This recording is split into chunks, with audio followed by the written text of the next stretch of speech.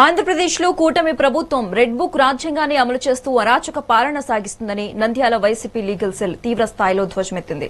మాజీ మంత్రులు అంబటి రాంబాబు, జోగి రమేష్ ఇళ్లపై పెట్రోల్ బాంబులు, రాళ్లతో దాడులు జరుగుతుంటే పోలీసులు ప్రత్యక్ష పాత్ర వహించడంపై న్యాయవాదులు ఆగ్రహం వ్యక్తం చేశారు. నిందితులపై నాన్ బెయిలబుల్ కేసులు పెట్టాల్సింది పోయి స్టేషన్ బెయిల్తో సహకరిస్తున్నారని ఆవేదన వ్యక్తం చేశారు. రాష్ట్రంలో ప్రశ్నించే వారిపై కక్ష సాధింపు చర్యలకు పాల్పడుతున్నారని మండిపడ్డారు. ఈ దాడులను అరికట్టకపోతే ప్రైవేటు కేసులు వేసి న్యాయ పోరాటం చేస్తామని, బాధ్యులపై కఠిన చర్యలు తీసుకోవాలని వారు డిమాండ్ చేశారు.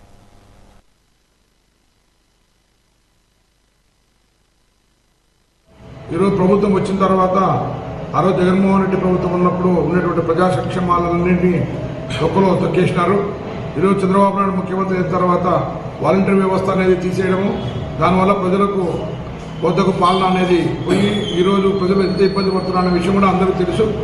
అదేవిధంగా సచివాలయ వ్యవస్థ తీసుకొచ్చింది జగన్మోహన్ రెడ్డి. ఆ వ్యవస్థను అధికమైనటువంటి పని ఒత్తిడి పెట్టి వాళ్ళను ఇబ్బంది పెడుతున్నటువంటి పరిస్థితి ఈరోజు టీడీపీ ప్రభుత్వము. అదేవిధంగా 108 అయితేనే 104 అయితేనేమి ఈరోజు పూర్తిగా అప్పుడు ఉన్నటువంటి పరిస్థితుల్లో లేవు. ఆరోగ్యశ్రీ సంబంధించినటువంటి ఫండ్స్ కూడా హాస్పిటల్స్కి ఇవ్వకుండా ఈరోజు ప్రభుత్వము పూర్తి నీరుగారుస్తున్నది. అదేవిధంగా నిరుద్యోగులకు ఉద్యోగాలు ఇస్తామని చెప్పేసి ఆ రోజు ఎలక్షన్లో ప్రమాణం చేసినారు. ఒక ఉద్యోగం ఇవ్వలేదు. తర్వాత ఇంతవరకు కూడా ఎలాంటి అడ్వర్టైజ్మెంట్ కూడా నోటిఫికేషన్ కూడా ఇవ్వలేదు.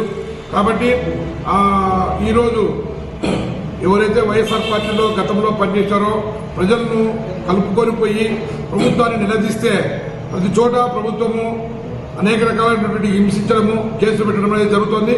అది ప్రజలందరికీ కూడా తెలుసు.